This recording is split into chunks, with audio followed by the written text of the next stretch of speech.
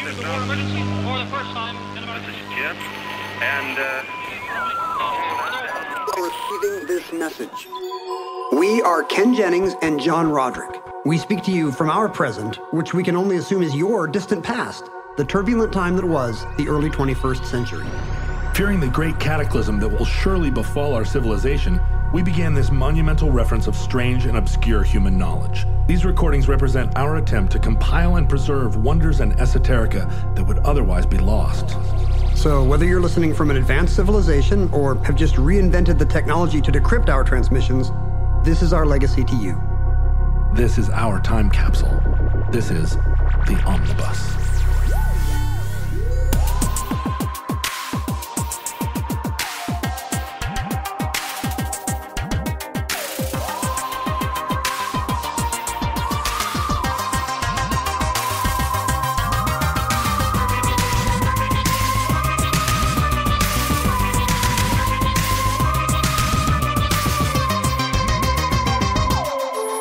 You have accessed entry 372.AM0214.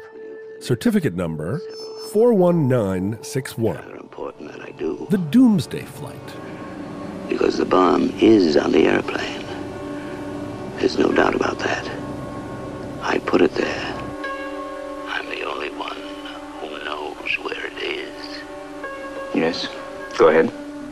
Well, first of all, it's an aneroid bomb, consisting of a barometer, a stepping relay which is thrown when the required altitude is reached. There's some electric wire. John, are you like me? Did you grow up watching The Twilight Zone? I did. For futurelings who think that all of 20th and 21st century culture is compressed and all happened within a few hours of itself, that wasn't true for us. No.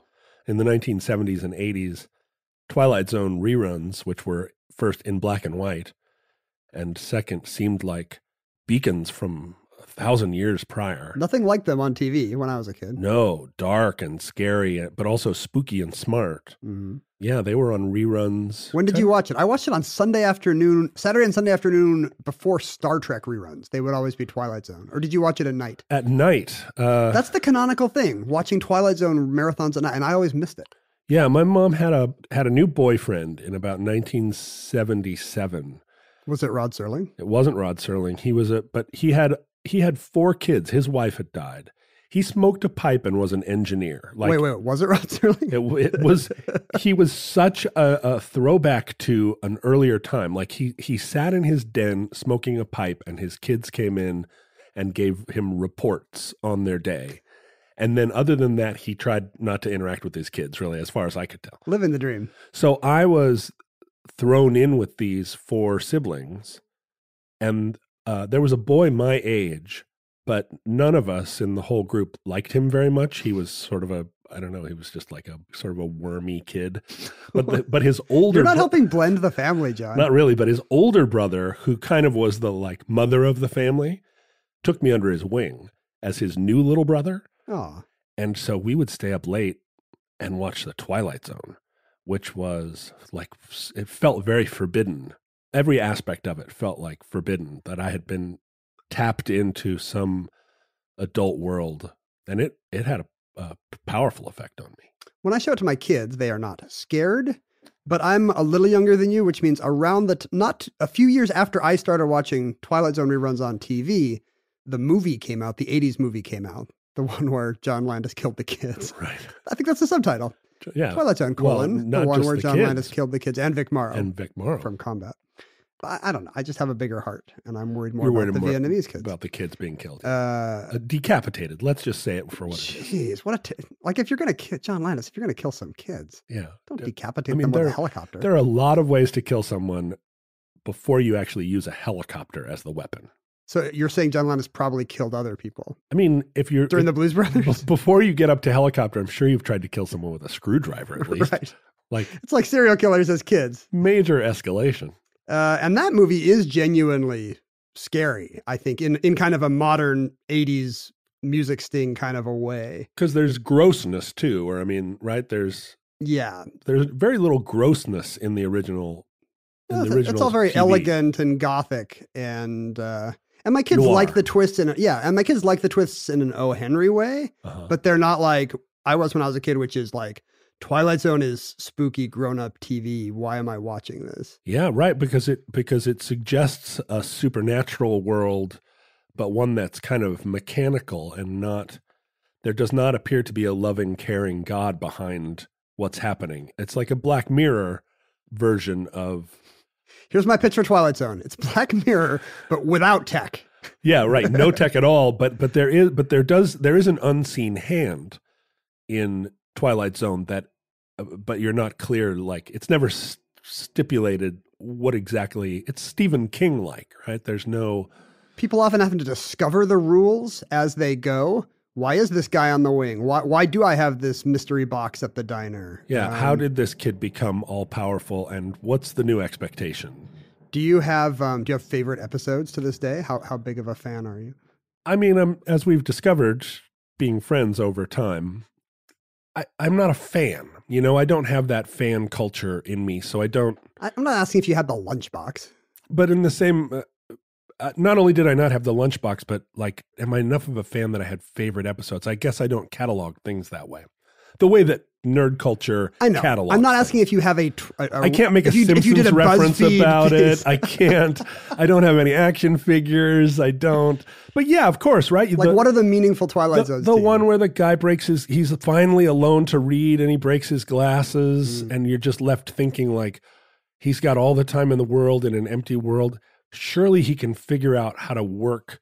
He can learn optometry, right? And make himself some new glasses. But as the camera pans out, you know, watching it the first time, you're just like, what a gnarly, it's like the genie offered him 3 wishes, but he didn't think it through all the way. So you want to do a sequel where he's wandering through the rubble, trying on people's unbroken eyeglasses. Yeah. Or like he goes to an optometrist shop and start opening the manuals and trying to figure out how to work the machines, but he can't see. If the apocalypse had just come like 10 years later, there would have been books on tape, basically. Yeah. Right. He just had to wait for books on tape. But no, he loves to read. That's the thing. And of course, the kid that has the power to. Billy Mooney from Twilight Zone. Right, who has the power to wish you away to the wish cornfield. you away. That's the one that scared me when they adapted it in the 80s movie. In the 80s movie. That was super scary in the 50s one. And then the famous one of the crazy monkey dragon that's on the wing of the plane ripping the. I think I remember that better from the John Lithgow? From the Lithgow revisit. But I remember the Shatner one. I saw that first. The Shatner one's very good. Mm-hmm. Somehow he gets a gun. I don't know how you got a gun on a plane in. Back then, I mean, everybody had. I mean, I remember that's actually going to come up in our story today. Before 9/11, there were a couple of times when I had so many box cutters in my suitcases, I could barely get them into the overhead container. There's an episode of the John Lithgow sitcom Third Rock for the Sun where Third Rock from the Sun. Mm-hmm. I think I said Third Rock for the Sun. Let me offer this to you, Mr. Sun. This offering, a third rock. A third rock. Send your rays down upon it. I am he as you are he. John Lithgow is welcoming his alien overlord, William Shatner, at the airport. And Shatner's like, it's a terrible flight. Like I kept seeing crazy stuff on the wing of the plane. And Lithgow's like, that happened to me once. Great television writing. I bet there was a Simpsons episode about that. I was thinking there are plenty of Twilight Zone call outs on The Simpsons. I was thinking about the Burgess Meredith one because that's an episode about nuclear war, but it really does not make any kind of social statement. It's really kind of matter of fact. Oops, the world ended while you were reading David Copperfield in the bank vault. And we're just waiting for the crowning irony, you know? And I was thinking about that because in our timeline a couple weeks ago, a prominent creep who is getting advanced to high government office said that all the allegations being made against him were just crazy and from the Twilight Zone. Oh. The name of the show has entered our culture as a way of saying weird stuff. Although it only resonates with people past a certain age, right? I mean, do you think that's true? I think someone who's 35 would use a different reference. They would get a Twilight Zone reference, but they're not going to say, whoa, that's really Twilight Zone. What do you say if you're younger? Bizarro World? That's even... I think probably... I mean, now I hear a lot of Black Mirror references. But you can't use it for the same thing. You can't say like, well, this hearing is totally Black Mirror. it would be something different. It would be would. somebody put implants in him and made him assault women, Right, with right. his new brain pieces. I guess it's in the lexicon, but I feel It like comes from it's aviation, by the way, or at least that's what Serling said. Twilight Zone. As a pilot, have you ever heard anyone talk about the Twilight Zone? Not the term has. Right, predating the show. I was not a pilot before Twilight Zone came out. I guess people wouldn't say it anymore now that it's the name of a TV show. Just like I don't say Third Rock for the Sun anymore. I guess Serling said he later heard from pilots that it's when you're coming in on approach, but you can't see the horizon anymore, which I guess would be a difficult stage in the landing of a plane. Yeah, for sure. And I guess maybe military aviators called that the Twilight Zone, when you need to put the plane down, but you no longer have the horizon for reference. There is a thing, and you see this in skiing, you see this in a lot of situations where you're in terrain that varies, and light plays a big factor in kind of how you're, as skiers, you see it quite a bit where as the light changes and you get into that twilight, you get what's called flat light, where it just flattens out all the geographical bumps and ruts and stuff. Snow doesn't stand out against snow. Right, because you get that horizontal light. And that flat light becomes incredibly dangerous because you're skiing along, and I mean the ground could drop away, and you wouldn't be able to perceive it. Do skiers call it the Twilight Zone? No, they call it flat light. Oh, they're not like, hey, we're in a fifth dimension beyond that which is known to man. Typically, skiers don't think that way. No, I mean they do think about the fifth dimension, but it's more about like getting the band. It's about getting crazy air. They also think about the fifth dimension, the band. Once Walkman were invented, people started to skiing. Must have gotten so much better, right? Up and away. Is it safe to ski with earbuds in? People love to do it. I never really got that into it because I refused to spend that much money on batteries. Let's be honest. That's why my Discman was always kind of sitting on the shelf, because you'd play 2 CDs and then you'd have to replace 6 AA batteries. I had a really early Walkman, one that had an AM/FM radio and like little orange tufty headphones, and I put it on at the top of a ski mountain one time with like Exile on Main Street in it, and I skied to the bottom. I was like, that's the greatest experience of my life. Like life will never be the same. Did everything sync up? Like Wizard of Oz and Dark Side of the Moon? You're just like skiing and you're just The Rolling Stones must have been skiing this mountain when they recorded this. It was incredible. But this was back at a time when I would actually like light a cigarette when I got off the chair and like ski with a cigarette dangling out of my mouth, because I was such a sleaze. But then the batteries ran out on the thing and I just threw it in a drawer. Oh, the thing I was going to say about using the Twilight Zone to mean I'm in a bizarre situation, as Judge Creepo did, is that people were replying to him and saying like, oh, you mean the Twilight Zone, that show about white suburban conformists finally getting their comeuppance? Whoa. And I realized people had this idea that there was a lot of social issues on the Twilight Zone. And that's not actually true, I think.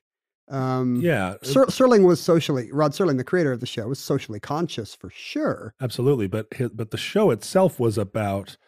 The show's a real throwback. But it was about modern anxiety, but it wasn't social anxiety as much as it was... I mean, there was a lot of technology in the world of the show, but the anxiety was something different. I always felt like it was a transition to modernity that was the source of like all of the post-war fear that powered that show. There's a lot of the Twilight Zones I can think of about technology going wrong. It's actually like cars and airplanes and cameras. Yeah. There's not a lot of there weren't computers, right? Or not that anybody thought about. I guess there were big room-sized computers. But they weren't doing anything yet, right? But you're right. But it's a lot of kind of individual neurosis. There's a lot of men in gray flannel suits on the train wishing they were back in their hometowns. I love those episodes. And there's some kind of general, there's a really great episode that's an end of the world, a very visceral end of the world thing called The Midnight Sun, where the planet is warming because something has changed in the Earth's orbit. Have you seen this one? I don't think so. Paintings are melting off walls. Everybody's just flop sweating. The world's gonna be on fire. It's really great. And it's got the all-time kind of dumb, facile twist ending that I love. But super prescient episode, given that the paintings are literally melting off the walls in our basement room here. But it's not nuclear. It's maybe a metaphor for nuclear fears. But that's all very subliminal. There's hardly any episodes about the bomb or about race or about the South or what I'm saying. Well, but the repliers who were saying, "Oh, the Twilight Zone, you mean this metaphor for white anxiety?" The repliers who would say that are also finding secret messages about white anxiety everywhere they look. Right? They're also very young and were not watching the Twilight Zone. Right. It's been received knowledge to them that, they saw the monsters would do on Maple Street and they like, ooh, that's one where a community breaks down because of its own inner suspicions. But I think that's very rare. Most episodes are just straight up throwback kind of, what if you got 3 wishes? What if the devil came and X? Right. What if you had a paw that could blah, blah, blah? Like a lot of the Twilight Zone is just straight up what if kind of glossy magazine fantasy stories. I always wondered about the writer's room for Twilight Zone, even before I knew what a writer's room was. But now that you describe it that way, like, what if you got 3 wishes? Go. Like you could see 5 smart people putting together a Twilight episode pretty fast. To this day, I'll see on the internet, writing prompts, and it's straight up Twilight Zone pitches. It's like you go to whatever, and then it's like some little twist. And then God says, no way, Right. The devil created me. What? And it's straight up Twilight Zone pitches. Serling wrote a ton of episodes for the show he created. He was we think of him as the narrator of the show, but he was actually kind of a reluctant narrator. He was the writer and producer and creator. But he was a perfect face for noir television. Like he seemed dark and dangerous and not humorless, but he is kind of he does seem like kind of an implacable puppet master, right? He does. Like he watches all this stuff go down and just it doesn't even really wink. He's just standing there. Like, the camera whips over to something awful happening, and he's just standing by the elevator shaft or by the cab stand, being like, "Presented for your approval." I'm about to ruin this woman's life. She doesn't know she's about to enter the Twilight Zone. He did not. When in the first season, when the narrations are just spoken, they're just voiceover. You didn't see Serling at all in the first season, and he was happy to do that. The network everybody wanted Orson Welles, and he was like, "That's totally wrong. We don't want booming Orson Welles." So he was like, "What if I did it?" But then later, when they put him on camera, he just had terrible stage fright. And is he smoking in some of them? Does he have a cigarette in his hand? Chesterfield Cigarettes was the sponsor. Aha. So even, when they'll come back from break and he'll be like, "Nothing like the smooth taste of Chesterfield cigarettes." The whole show seems kind of shrouded in like blue cigarette smoke. He died, by the way, a heart attack at age 50 while he was mowing his lawn. Oh, no. From smoking 2 to 3 packs of Chesterfields a day. That's a terrible end to this story. Yeah, this is the worst episode we've ever done. And that concludes. I thought it would have more to do with the Doomsday Flight, this whole episode. Yeah. I thought there would be more. It was really about Rod Serling's short life. And how he should have got like a guy to do his yard, basically. That's 50, the lesson. Age 50, that used to seem so old to me. Well, it is old if you're smoking 3 packs of Chesterfields. That's true. It's like the high end of life. But he was very uncomfortable on camera, and any direction they tried to give him would backfire. And finally, they were just like, "Okay, Rod, do it the weird way you talk." Right, and that's why he's kind of speaking out of the corner of his mouth, and he always has his teeth clenched. Yeah. That's just kind of the weird way he talked that nobody could talk him out of. But it does feel very Walter Winchell or very mid-century modern. Kind of, because he's the face of it. He's the face of mid-century modern for us. True. But yeah, he is an authoritative white guy and it makes the show it gives a kind of weird verisimilitude to the show. That this actually is a diner somewhere off some highway, and let's see what's going to happen to this young couple. Yeah, he's got the skinny tie and the tailored suit of that era of Kennedy and Frank Sinatra. But he's handsome. He's handsome, but he's not smooth or he's not pulling babes in Vegas. He's off in the cornfield, like watching the portal open to what we all fear, which is like now that we've split the atom, maybe the dragons that live in the center of the earth are actually going to start appearing. I wonder if the Men in Black archetype owes something to Serling. Anytime something weird happens, a guy in a trim mid-century suit shows up and walks you through it. I'm sure that's why it's in all of our mind, right? That's what a government agent looks like. That's what the repo man is.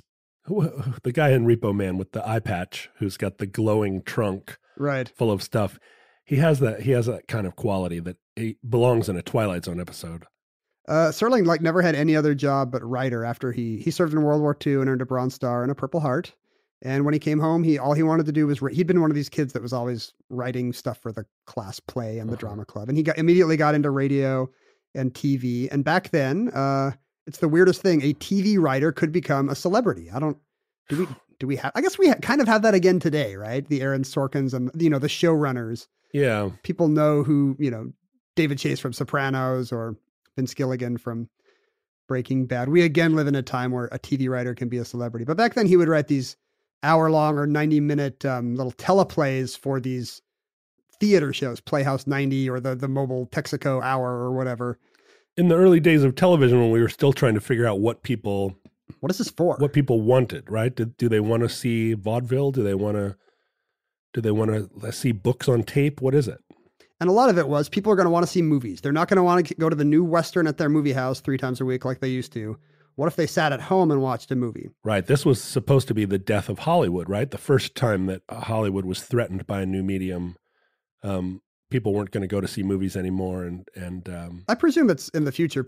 Movies still exist, even though there's hundreds of other options. Hollywood keeps figuring it out, keeps figuring out how to get huge budget films made and still make huge amounts of money from it. The answer, oddly, today appears to be only make adaptations of 60s comic books. Spend $200-300 million on a big movie about some 60s comic book. And that will keep the industry afloat. I miss smart, big-hearted rom-coms. Do they still make smart, big-hearted rom-coms? Almost never, but in our time, in our very specific time, present moment. There's a new one about rich Asians, which is a mega hit. Oh. And kind of suggests that there was an audience for rom-coms. It was just they were not being made. You would not think I was the target audience of rom-coms, and I wouldn't think I was either. But when I feel nostalgia for the 80s and 90s, when in Hollywood. What kind of movie are you picturing here? Like some straight up Kate Hudson, Matthew McConaughey kind of crap? I don't want to see a movie with Matthew McConaughey in it. No, I'm talking about John Hughes, no? No, those were teen movies, although I loved those too. No, When Harry Met Sally. Right? Nora Ephron-y, Rob Reiner-y, yeah, Chevy Chase, Goldie Hawn-y. Yeah, where the actors aren't necessarily the most beautiful people. They're just sort of regular people who are navigating some kind of. I mean, you don't look at Tom Hanks and think romantic lead. But all of those... That's exactly what I think when I look at Billy Crystal. I'm like, matinee idol Billy Crystal. Not romantic lead, but if you put Meg Ryan in a film, she can make any middle-aged dumpy guy seem so charming just because Meg Ryan's reflective That is glow. The double standard of those, right? Because it's never, it's always a beautiful woman. Right. It's just the guy who's dumpy. Well, except the beautiful woman in those rom-coms, it always suffers from a ton of anxiety and strange, personal... issues. So she levels down to Billy Crystal level because she just can't get a hold of her crazy cat lady insides. It's also the kind of the male screenwriter trope that she's beautiful but doesn't know how beautiful she is. She's her manic pixie dream girl for sure. Yeah, she just puts a pair of glasses on and all of a sudden she's very homely. Serling's early work was actually not kind of the romantic nostalgic stuff you might imagine from Twilight Zone. And he wasn't the best writer on that show, by the way. A lot of his episodes are kind of weak. It was guys he got Richard Matheson, the I Am Legend guy, and Charles Beaumont, and all these great magazine writers. And sci-fi writers. To adapt their kind of, because back then there was an audience. It was kind of they weren't just writing in pulps, there were stories in the Saturday Evening Post that had kind of a cutesy fantasy twist that these guys could make a good living off of. But this was sort of the heyday or the early days of mainstream science fiction. Yeah, Ray Bradbury was kind of on the scene making it okay. Harlan Ellison. Yeah, that it was kind of arty now. It wasn't just something embarrassing that nerds read in pulps. Right. Bradbury wrote a single episode of The Twilight Zone. He adapted his story, I Sing the Body Electric, about the kids that get the robot grandma. And this was also you mentioned Burgess Meredith, but there are a lot of cameos of actors who were famous at the time or became famous later. Some that became super famous. There's an episode where I think it's Gladys Cooper plays a woman who's avoiding death. And when death shows up, he's a beautiful, blonde, waspy policeman. And it's Robert Redford. Have you seen this one? Oh, wow. I do. I have seen that. So it might be one of his very first parts. He's the angel of death. There's also another one where Shakespeare comes to the modern day and starts writing new material. And he gets annoyed because it gets performed by a Brando type who wants to, just kind of wear an undershirt and kind of improvise. And Shakespeare's very annoyed. And it's Burt Reynolds. Oh, doing an amazing Doing a Brando Brando? impression. Yeah. But Serling was, recognized as a great writer. He was a brand before Twilight Zone started. He had written Requiem for a Heavyweight, this super acclaimed Playhouse 90, and an episode of another anthology called Patterns, I think about a businessman who must reckon with his life, some kind of Don Draper kind of a thing. And so he was recognized as one of these guys who could elevate television, which was thought of as a junk medium. right. But now, we've got an artist here, and this is exactly what we need to examine the issues of our day, because he was interested in issues, just not so much in Twilight Zone. And this was the first, I guess, what you would call heyday of television. I mean, after the original heyday of the I Love Lucy heyday, but this was when television became smart. It was what middle class people did when they went home at night. And this is the kind of first time it's been pitched as something you would want to watch, and not just something funny to have on in the background. Your funny friends. Let's hang out with Milton Berle for an hour, or Sid Caesar. Yeah, there was more stimulating content than just laugh track stuff. And I guess Serling kind of got frustrated with the strictures of sponsors and networks telling him, I think he wrote a teleplay about the Senate and was not allowed to mention any actual issues. He had to have the workings of the Senate be gobbledygook, because if you mentioned labor, it seemed Democrat. If you mentioned tariffs, it seemed Republican. So they couldn't actually talk about issues even in a general way. Which is weird, because this was also like the heyday of McCarthyism, right? Which would have been like right in the forefront of everybody's mind. And maybe that's the reason why the networks were skittish.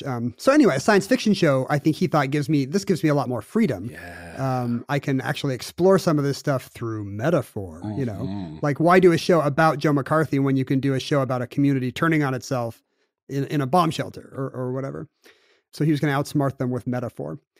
And Twilight Zone was a big hit, ran for 4 or 5 seasons. That's not the only thing he did. When Twilight Zone ended, Serling wrote the screenplays for some hit movies, 7 Days in May, that Kirk Douglas, Burt Lancaster thing about a military coup in the U.S., which was maybe less funny now than it was then.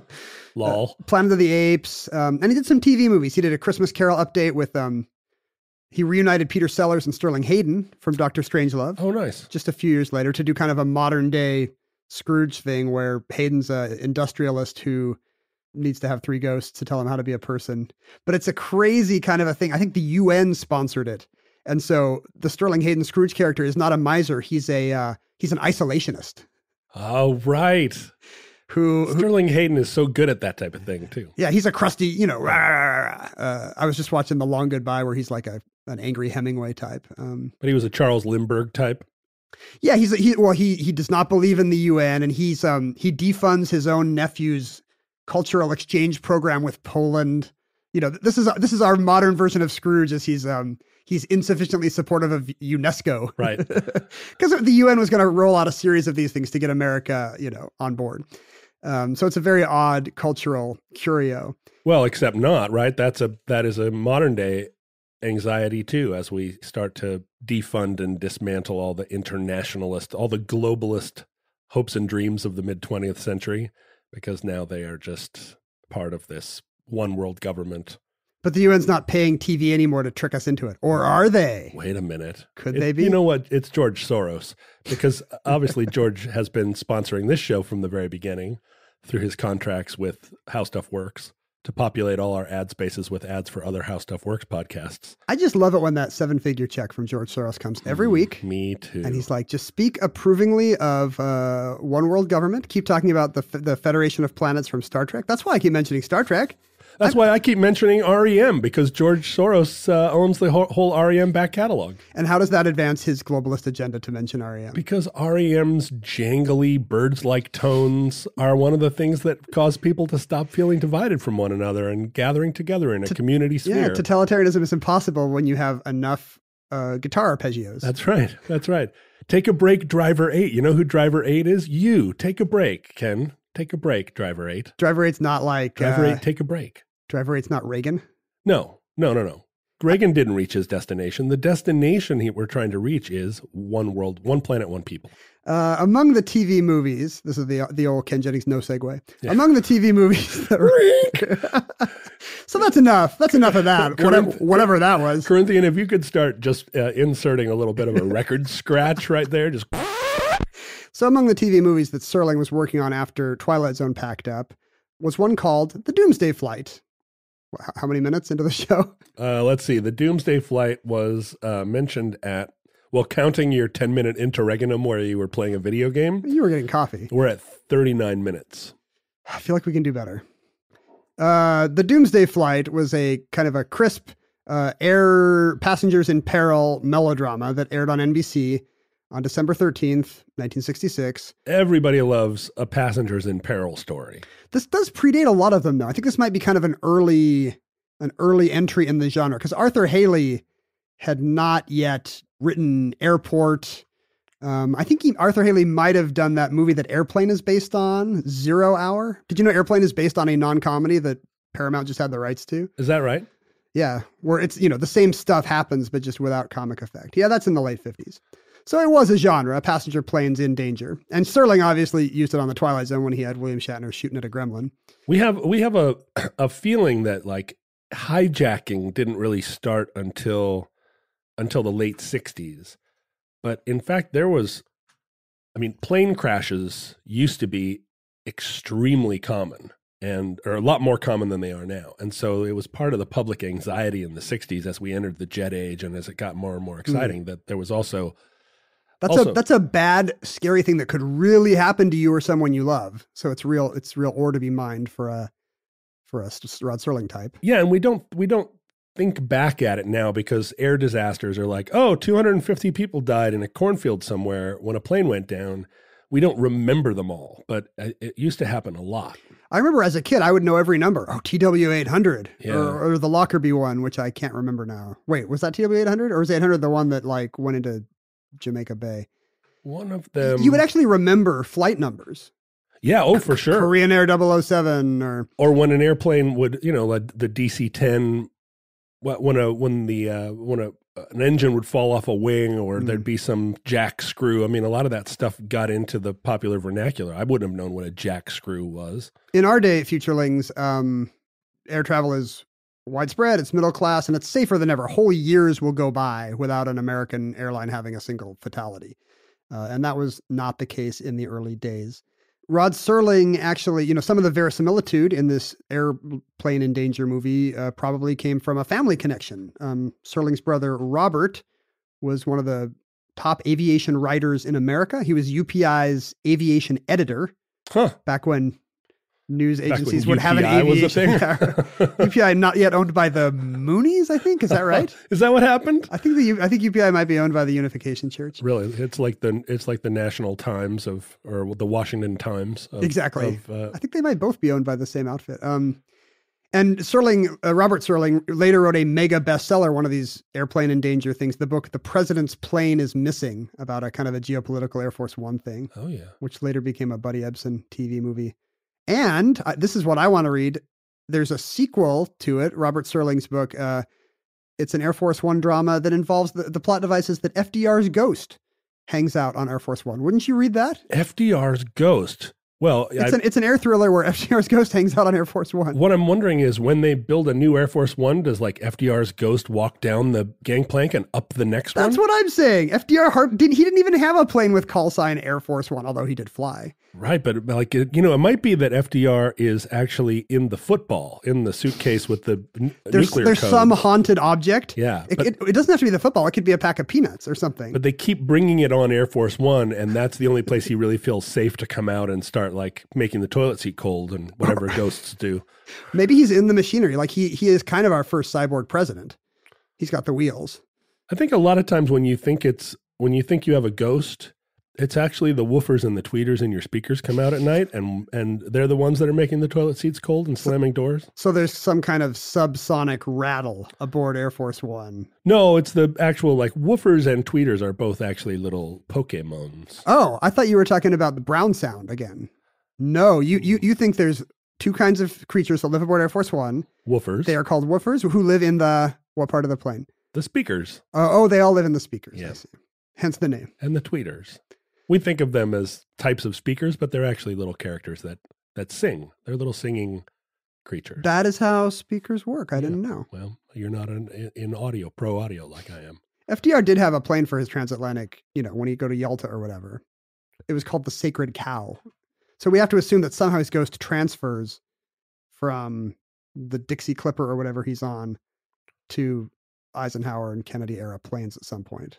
Yeah, when you think about all the great airplanes that were kitted out and are gone now, like I think probably the Sacred Cow is still on display somewhere, but I think about this all the time. Like if I were a rich person, I would not want to have some boring new plane. I would want some Howard Hughes era turboprop or pre-turboprop. With cars, you want that, but with planes, they're dangerous. Like, are you going to risk your life on this aesthetic choice? If you're a really rich person, look, every aesthetic choice is, you have to put your life at risk if you're going to be serious about it. Every time you walk out of the house. That's actually true for some subcultures. Yeah. Wearing a linen suit comes with a lot of risks. Do you get your ass kicked a lot when you're wearing your linen suit? Well, or what happens if you trip and fall and there's a rusty nail there? Your linen suit it's not going to protect you like denim.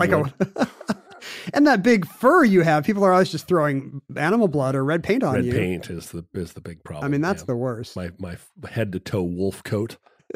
I mean, the thing about being about haunting an airplane is it's a mobile target. I guess, is it canon that ghosts are not localized to the spot, but can actually follow some kind of moving object? I feel like ghosts. I guess my mother, the car. Ghosts can move fast, short distances. This is my sense of ghost mobility. But they would choose to. Do you think is FDR flying through the air at high speeds just to stay inside Air Force One? Oh no, I think ghosts exist within the atmosphere of the container they're in. So I think if you put a ghost in a can, you could take the can or a thermos. Or a thermos. You could take that thermos into space and the ghost would be in the thermos, not having to chase the spacecraft. You know what? I have come around to this way of thinking. Yeah. Because you think of a haunted house as stationary, but of course the Earth is zooming through the universe at millions of miles an hour. Exactly. The ghost doesn't stay at his point in orbit that he was when he died. No. He follows the house. Although maybe most ghosts do stay in their place, and that's why we don't have tons and tons of ghosts. They're all spread across space. And that's why we don't see them. Like if the Earth passes through a place where somebody dies, you get an apparition. Yeah, right. Oh, this is all sounding very convincing, and I think this is where Scientology came from. Actually, maybe all the stars in the heavens are just the smiling faces of ghosts that we've left behind in our trail. So Robert Serling, the creator of FDR's Ghost, I assume advises Serling on his airplane teleplay, because if you watch it, it really does kind of crackle. It's kind of an early procedural where you get the idea of what it actually is like to fly a plane and to run a police investigation on an airline, because it is the plot hinges on an extortion. Oh.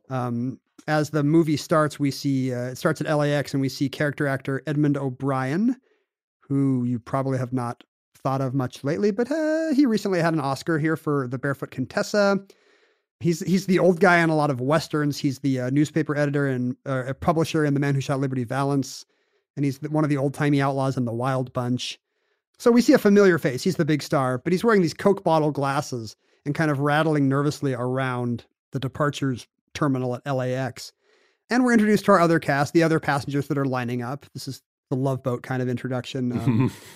John Saxon from Enter the Dragon and Nightmare on Elm Street is a vain Hollywood actor who's going to be on the flight. This does sound like an episode of Love Boat. It is Love Boat, except with like a fiery extortion plot. Michael Sarrazin, who's about to be a pretty big star in the 70s briefly he's in The Flim Flam Man with George C. Scott. He's in They Shoot Horses, Don't They? He's a service member in uniform who we learn is just back from Nam and shaken up. Oh, sure. So here's some social commentary on what's happening to our fighting men in Southeast Asia. We don't want to focus too much on it, but you can have a vet who's seen some things. He can seem disturbed, but it can't imply that anything is wrong about the war. No. Just that he personally has been inconvenienced in some way by what he's been through. Yeah, and it's not like he's not going to like fall to his knees and clutch his head and hear helicopter sounds. He's just going to be a little agitated. He's a little shaken up. Yeah. Later, we meet Ed Asner as the head of the airline. Oh, Ed Asner. A young Ed Asner who still looks exactly like Ed Asner today. That's the thing. When Ed Asner was at his peak and seemed like absolutely the apogee of a middle-aged guy, he was probably 32 years old. That's true of a certain kind of actor. And an Abe Vigoda type will live forever. And it's because we assumed he was an old guy when we first saw him, but actually on Barney Miller, he's, 45. Right. Somebody pointed out to me, and I've heard this multiple places, so I hope the Future Links have not heard this.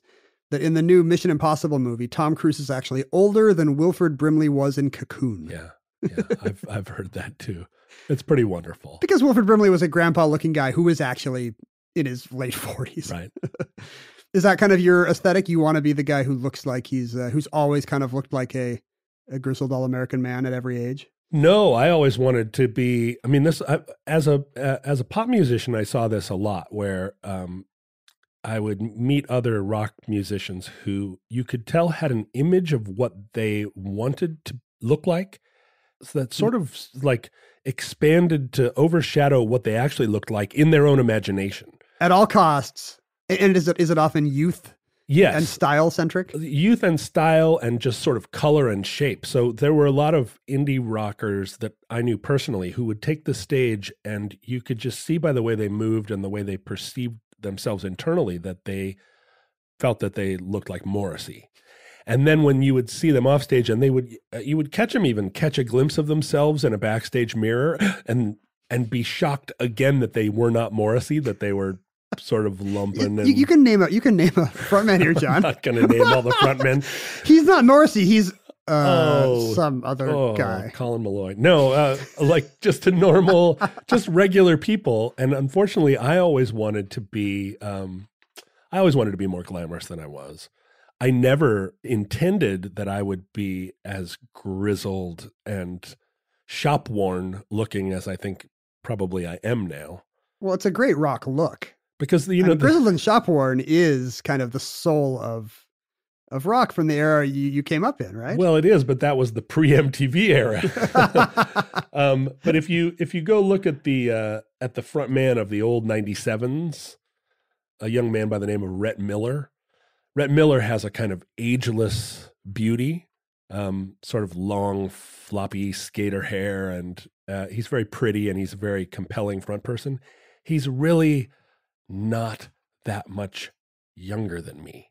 Rhett, I think, is we've told this joke together on stage a few times even. He's like 2 years younger than I am exactly, but he looks like he's 27 and I look like I'm 1,000 years old. So you can't really choose. I suppose I could go to the gym and I could dye my hair and put like hair coloring in my mustache and try and fake it. But at some point there gets to be something odd about these ageless indie guys who still have the swooping, swirling bangs. Maybe. I mean, Iggy Pop somehow looks like he's carved out of mahogany and looks great. The agelessness of Mick Jagger seems weird. But yeah, no, I'm the Wilford Brimley of indie rock. I that's good. I actually prefer your look now. I feel like you're in your prime as looking like a rock guy. You have an agelessness. I have a baby face, kind of. But you maintain a kind of like still sort of wearing the plaid shirts and cutting your hair in a certain style where you also seem timeless. That is the turkey blood. I drain Butterball turkeys and I drink their blood. Oh, turkey blood is a thing. No, I don't think so. But like you could be transported to 1955 and walk down the street and no one would say, "Why are you wearing a life preserver?" Like you would just be like, you would seem like a normal person. Whereas there'd be 15 things wrong with me that would make me immediately seem like a problem. Well, depending on the era, you kind of look like a hobo. Well, in every era, I look like a hobo until just the last 5 years where hobo culture has started to dominate male fashion. I am tired of people appropriating hobo culture. I mean, imagine if I showed up at your door in 1935.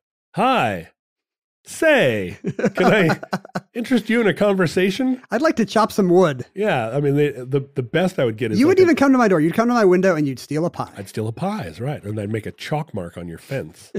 What is the chalk mark? Well, it's in code. It's only for other hobos to read. Do I not get to know? It's my fence. Well, is it like game show? Generous game show champ lives here. Great place for raw turkey blood. Speaking of ageless youth, the pilot is played by Van Johnson, former, deeply closeted matinee idol of Hollywood in the 30s and the 40s. Now kind of an uncomfortable looking, kind of like when you'd see a matinee idol on Fantasy Island or Love Boat. He's kind of got the toupee look in this. But he's the pilot, and he's going to get everybody to JFK safely. He was great as a young beautiful young actor, but then later he became a kind of, he seemed like everybody's dad, right? Well, Johnson. He lived forever. And I don't know if he ever came out, actually. It might have not have been until after his death. But he was one of the last Hollywood leading men of the 30s because he was still alive, or, in the 2000, whatever, or circa 2010, I think. He seemed like the type of guy that would show up on Quincy every once in a while. Right. Speaking of Quincy, Jack Klugman, most guest appearances on Twilight Zone, I think. Really? Yeah, he starred in like 6 or 7 Twilight Zones. Anyway, so everybody boards the plane, and it's only once it's in the air that our Edmund O'Brien Coke bottle guy calls from a payphone and says, "There's a bomb on the plane. It's an aneroid barometer bomb." And what that means is it got armed as soon as the plane got to cruising altitude. It's an altitude sensitive bomb.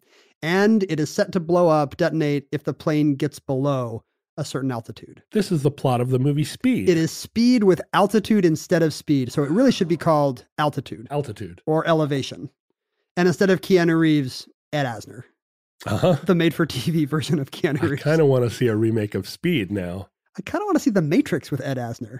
Can you imagine? The whole thing's very exciting. It's got like a great Lalo Schifrin score, the Mission Impossible guy.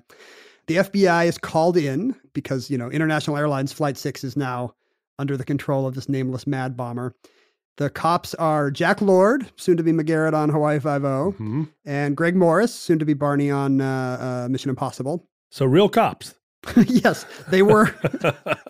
They were real cops in life, and that's why they kept getting assigned to be. Yeah. Jack Lord is actually the original Felix Leiter in the first James Bond movie, which you may or may not remember. Oh, of course. So he was a CIA guy and an accomplished painter later in life. I hope Jack Lord's art survives to the future. So they are the ones who have to tell Ed Asner, hey, your plane is going to blow up 100 lives at risk. And that's when we realize it's a big TV commercial sting. Jack Lord's wife is aboard the plane. What are the odds that the leading FBI investigator is so invested because his wife is one of the passengers? Oh, man. He should recuse himself, right? He should go sit on a box and let people that aren't emotionally involved take this case? I think he's in no position to judge. It would be like the 25th Amendment removing the president because his daughter's been kidnapped. Right. Speaking of TV plot lines. So we cut between, the pilots find out and they have to tell the passengers because they want to search the plane. So massive, passengers start freaking out. Like an airplane, people start kind of tearing the plane apart, seeing if they can find the bomb, even though the guy keeps calling back and is like, "Oh, you'll never find it. I'm a weirdo." Yeah, that's a good trope, right? The guy's calling, being a weirdo. But a plane is like a sealed tube. It can only be so many places. Yes. So although he seems quite confident. I think going to run out of gas is the that's the main problem. That they can't. Can you do mid-air refueling like the Dr. Strangelove credits of a whatever this is, a DC-10 or whatever? No, you couldn't. I don't think International Airlines has that at their fictional airline disposal. We come to find out that from the phone calls that the mad bomber guy, Edmund O'Brien, is a disgruntled ex-employee. He's a mechanic who used to work for the airline, fired up. Oh, and by the way, his plan is that he just wants money. He's not a terrorist. I mean, he is a terrorist, but he doesn't have a political goal. He's not going postal. He's like, I can disarm the bomb by telling you where it is, I guess. I'll tell you where it is once you give me $100,000. He's DB Coopering. Yes, basically. Mm-hmm. He's in it for the money. And it's interesting because I guess one of them, as it turned out, 20 years later, one of the FBI's main line of investigation of the Unabomber was that he was probably a disgruntled ex-airline employee. That was the profile. Really? Yeah, and I'm not sure why. Because there were no Unabombings of airplanes. He wasn't targeting airports and airplanes, was he? But that actually turns out to be the case here. Anyway, it's all very exciting. It has to wrap up in 90 minutes. Eventually, the mad bomber winds up at some watering hole where he has a heart attack after confessing to the bartender and dies without ever telling anyone where the bomb is. Okay. So now they've just got a plane and no Triple way twist. to right. But one thing he has let slip in a subsequent phone call, or maybe to the bartender, I can't remember, is that the bomb will go if the plane descends below like 4,000 or 5,000 feet.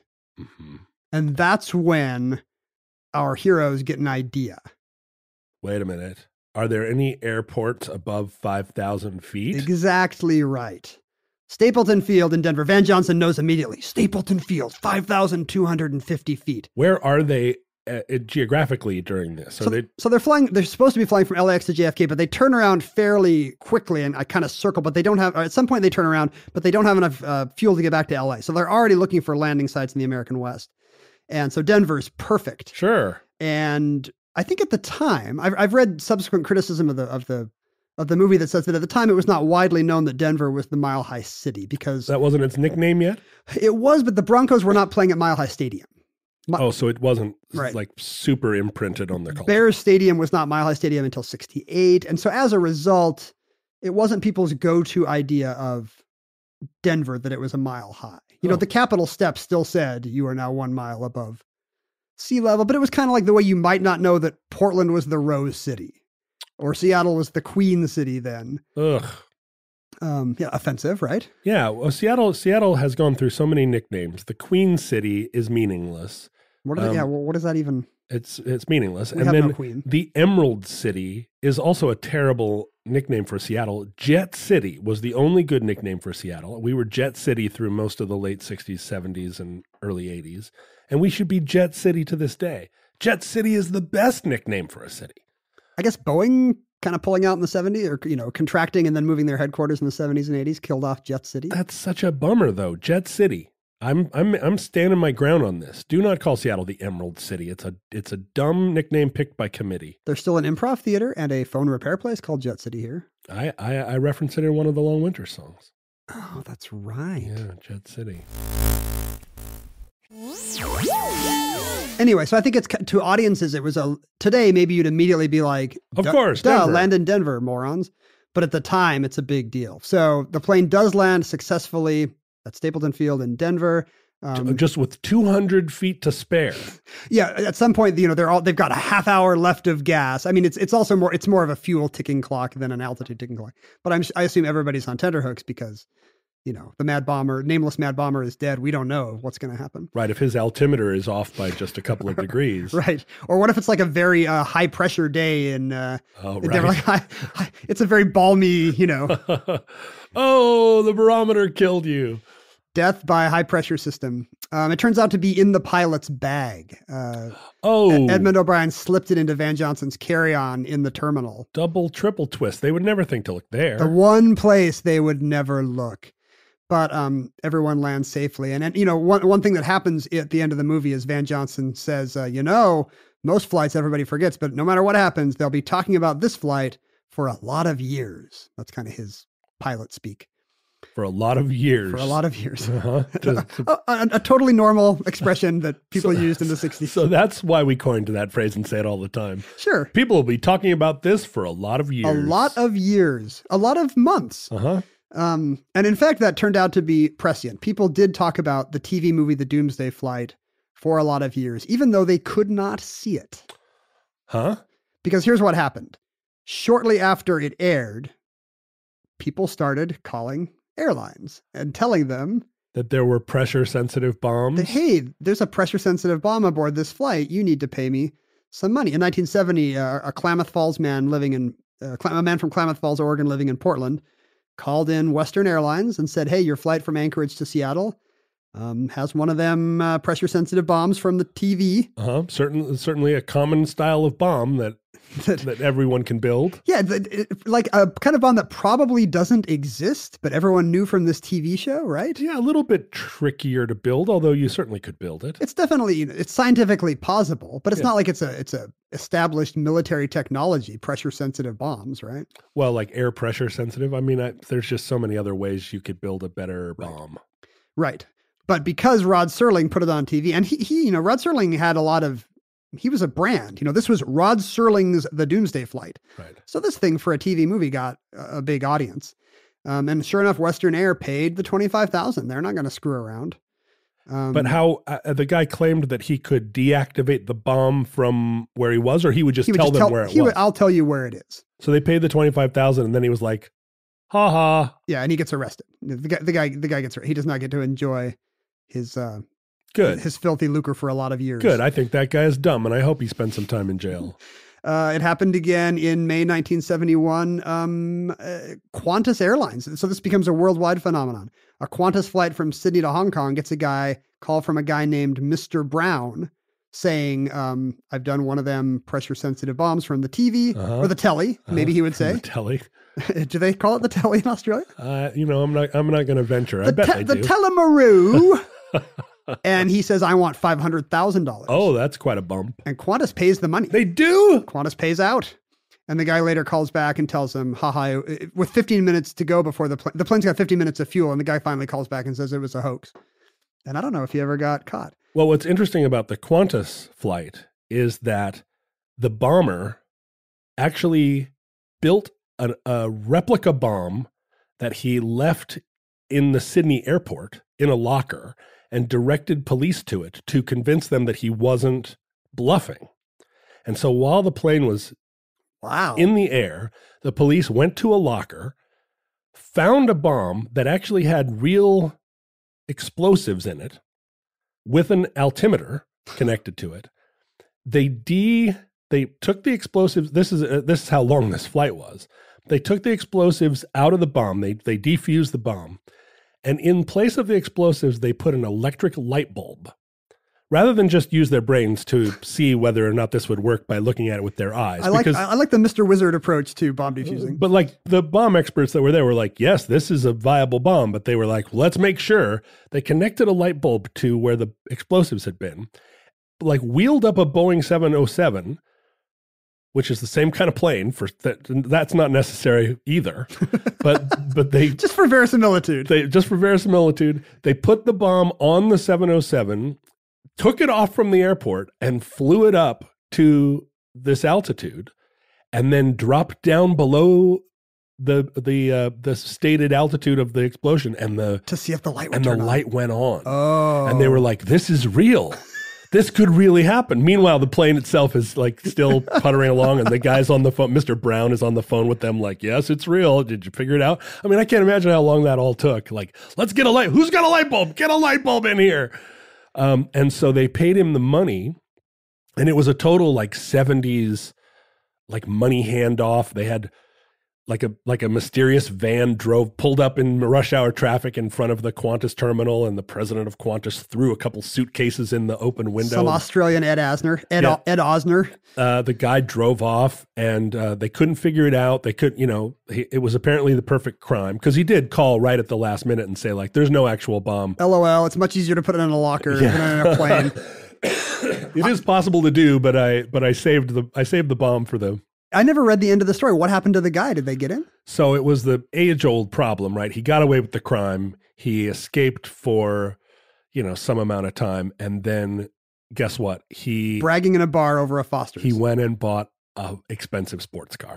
And he had an accomplice, and that guy bought an expensive sports car. And it was just a classic thing of like, hey, two guys came in today and they bought new Jaguars with cash. And the vanity plate says altitude. But they didn't get all of they only ever recovered about half the money. And the rest of it, it's like in DB Cooper land.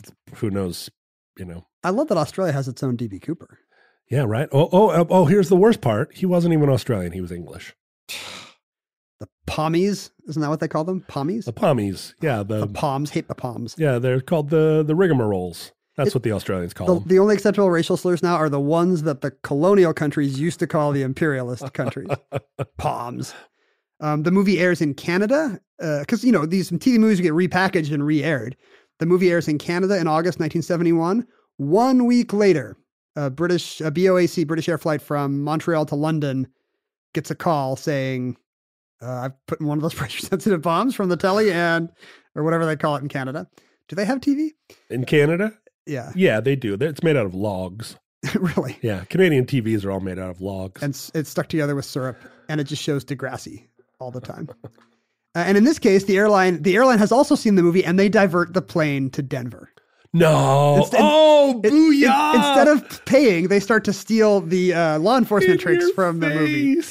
Because the people, because the hoaxer didn't think to change the altitude requirements to defeat the plot of the TV show? Don't say 5,000. It's 6,000 feet. Just make it some random number. If 6,000 feet, they can still go to Leadville, Colorado or something. Yeah. Look on an atlas and pick a higher number, Make it dummy. 15,000 feet. There's no place you could land. They don't have enough gas to get to Tibet or Bolivia, so you're going to be fine.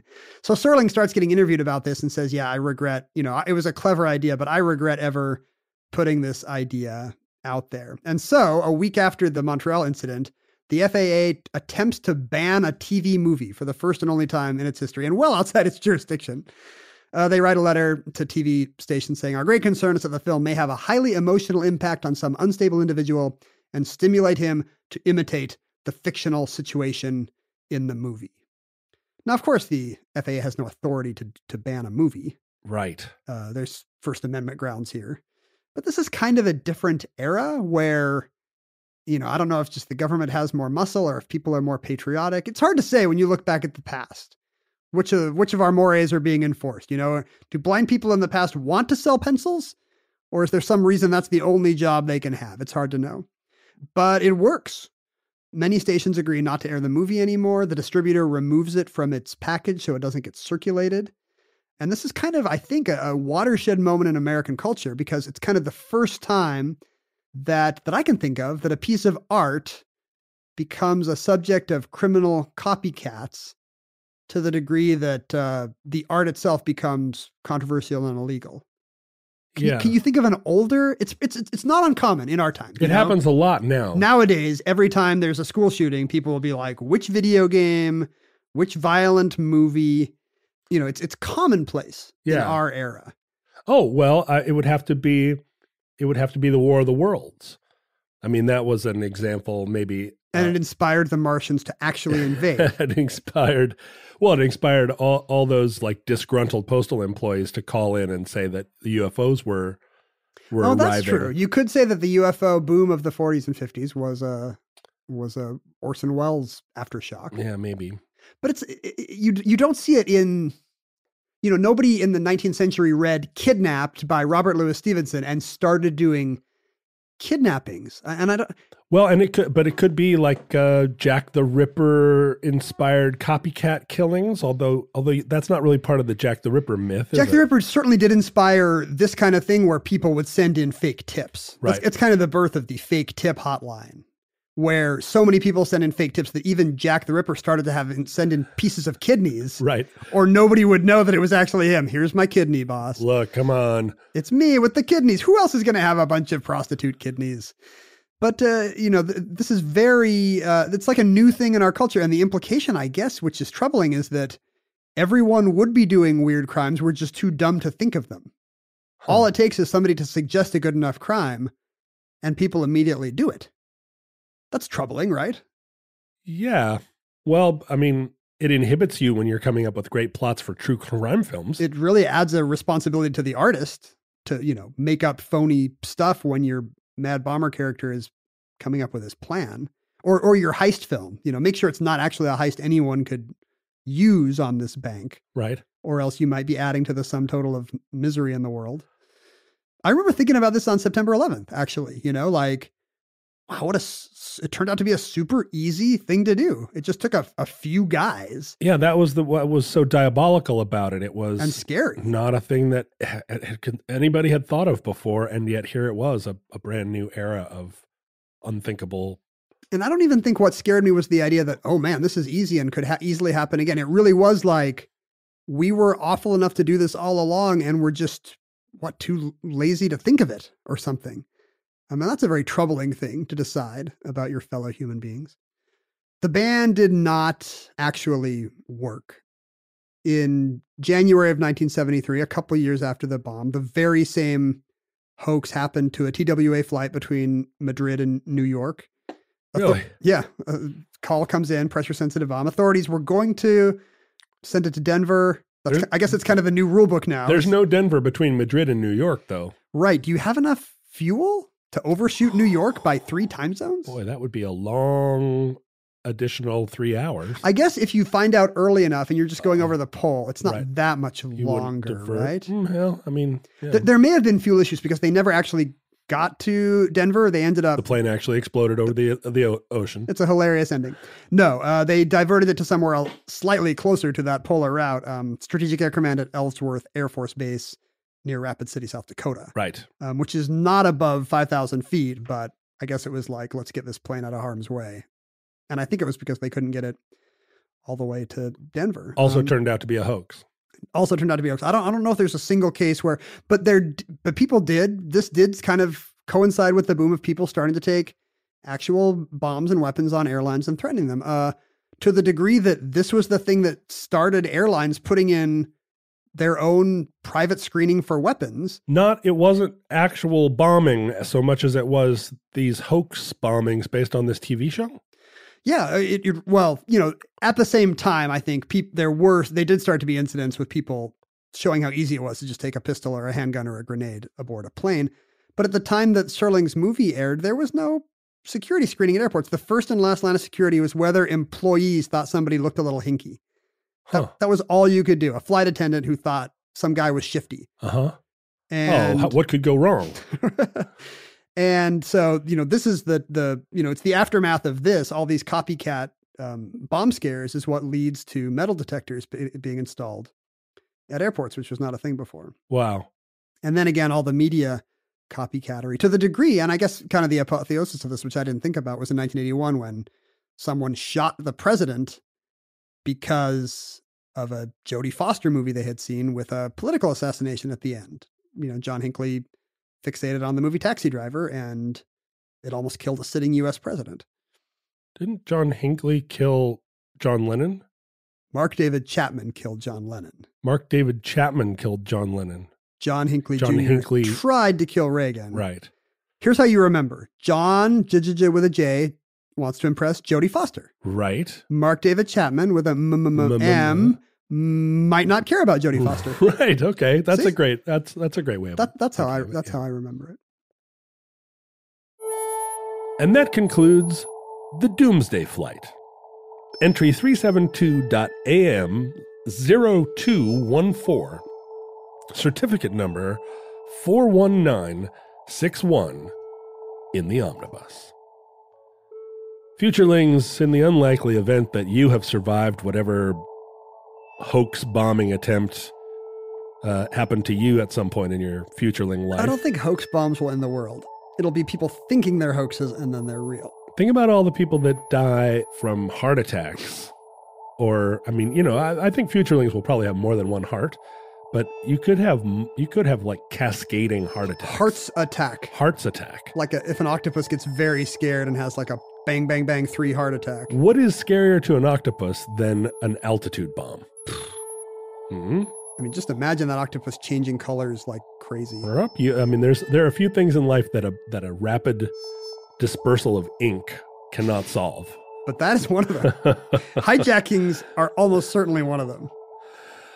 In the unlikely event that you care about any of this, you can follow us on Facebook, Twitter, and Instagram at Omnibus Project. You can read Ken's hilarious tweets at Ken Jennings. Tweets and terrorist threats. You can read my slightly less engaging Twitter personality at John Roderick. I don't care as much as Ken does. I'm not as lighthearted as Ken is. You're on Instagram.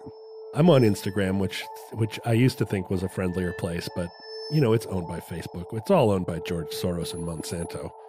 So none of it's really a safe place. That's actually what I like about it. Like, I think if I become a power user, maybe I'll get free Monsanto stuff. Hello, power user. I want free Monsanto stuff. You are very fun on Twitter, although every once in a while you'll make a tweet that's very, very problematic. And I still get letters from people going, Ken is very problematic. I feel like I was more problematic, and now I'm just like, if I never say anything problematic that seems edgy at the time. Here's the main problem. When people think Ken Jennings, they think edgy. I used to tweet Twitter. Yeah. Don't tweet Tritter. I used to tweet Tritter, my pet terrier. I used to treat Twitter just as like thoughts passing across my brain pan, and then I would immediately send them to hundreds of thousands of people. Right, as we all did. And that's insane behavior, because eventually you're going to have some thought that wasn't well formed, and when you see it in text, you're going to be like, I just said an awful thing about people that I did not mean to. Right. Or I just said of whatever thing, but it is interpreted as awful by people. I've definitely done both. You've said awful things, but you also have said innocent things that, I mean, there's no limit to the number of people there is a limit to the number of people in the world. I believe there's a hard limit. There's a hard limit to it. It's changing right now, but there's no and now you're even older, and now you're older still. But there's no limit to the wokeness of such people. Right. There's always going to be somebody that's like, I found something in the Ken Jennings oeuvre that I object to. And that's how I got kicked off the Guardians of the Galaxy movie. Nobody objects to me because You are objectionable. Well, because it's my brand, right? Go ahead, object to me. I dare you. That's a nice bit of social media jujitsu. Yeah, go ahead, try it. That's exactly what I wanted you to do. Find a reason to hate me. Object to me. I already don't like you. What I was going to say is I just treat social media in a much saner way, which is when I have a thought, the first thing I think before I tweet it is this something I should show to 200,000 people? Uh-huh. And the answer is almost certainly no. So you no longer open the kimono, in other words. I no longer say anything because really, how many times a day do you have something you should say to 200,000 people? Well, that's why I tweet a lot less. Because when I think, should I share this to, I don't have 200,000 followers, but should I share this to nice humble brag, Ken. To my much smaller group of followers, my humble little group of semi-famous people followers? I think, Nah. Yeah. And the good thing is you'll lose interest. It's like, one of those locks you put on your fridge if you're trying to snack less. My daughter's mother used to say to me, stop tweeting at me. Like when we'd be driving in the car and I would say, oh, well, I would just make any kind of joke or any kind of observation. She would say, that's a tweet. You just made a tweet at me. You just spoke a tweet to me. Stop doing that. And when I stopped tweeting as regularly, now she says, stop podcasting at me. Like we're just driving in the car and you're just podcasting. And I'm like, I'm talking. We're just having a conversation. She was like, that last 3 sentences was you're just fully podcasting. I did an impression last night to my wife, and I can't even remember what the impression was. Angry Scotsman, or I don't know. Some just lame impression while we were watching Better Call Saul. And it was immediately the same thing. She was like, I don't need this bonus episode of your little show. Oh, the greatest wife burn of her podcasting husband. No thanks, bonus episode. Save that for behind the paywall. Anyway, please email us at omnibusproject@howstuffworks.com. I mean, we've gotten some emails recently from people that are like, you keep begging us to email you, so I finally emailed you. We're not begging you. When I say please email us, I don't mean... We want to chat. Yeah, I mean, it's not like I'm dying to hear from you, but if you have something you want to say, please do not feel inhibited. That's what I should have been saying all along. Please don't feel inhibited about emailing us at omnibusproject@howstuffworks.com if you are so inclined. And chronal gap allowing, I believe we reply to every such email. We're personable.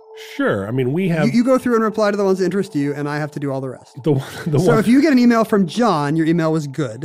If you get an email back from me, it was boring, but I felt guilty. The ones that come through the giant swirling storm that sometimes will transport an aircraft carrier all the way back to December 6, 1941. Sure.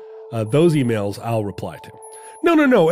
Initially, you didn't reply to any, and I was replying to everybody, and then you got in there and you were like, hello, I will perfunctorily reply to everybody. I feel like you are more perfunctory. Yeah. You're like, that sounds great, Jay. Yeah, I do that quite a bit. People love getting the old, that sounds great, Jay. I'm like, cool, thumbs up emoji. But you're in there like, yes, your thing is a thing. This reminds me, let me do an impression. Hello. Over email. Hello, I am, as far as you know, I am Ken Jennings writing you back. I am not his personal assistant, Rodrigo. Also, we've been getting actual mail, including today, a fantastic calligraphied personal letter. Because I said letter writing was a lost art that I did not mourn. You said letter writing was a lost art, and we got a letter that appears to be written on vellum and used very good punctuation, and the sentences were all well constructed. At the very bottom of the letter, there did appear to be a little bit of skew off of a straight edge. On the signature? No, the last sentence on the first page, because it's a 2-page letter, the handwriting was very perfectly aligned along a straight edge. And then at the bottom, it didn't do the thing where it was like plan ahead, but it did kind of start to, you can see that the paper had shifted. Way to do a Yelp review. Don't send John a beautiful letter. He'll have notes. It was beautiful. And the first thing I asked you was what? Did you lick it? No, I said, is it scented? Oh, is it scented? And you sniffed it, and the one thing missing from this beautiful calligraphied letter was that it didn't also have a dab of the letter writer's cologne. Don't send us unscented mail. We're not farmers. We also got a little, like, deer hide. Smoked Manitoba buckskin. Right. Bag containing First Nations herbal root of some kind. And we were told to eat it.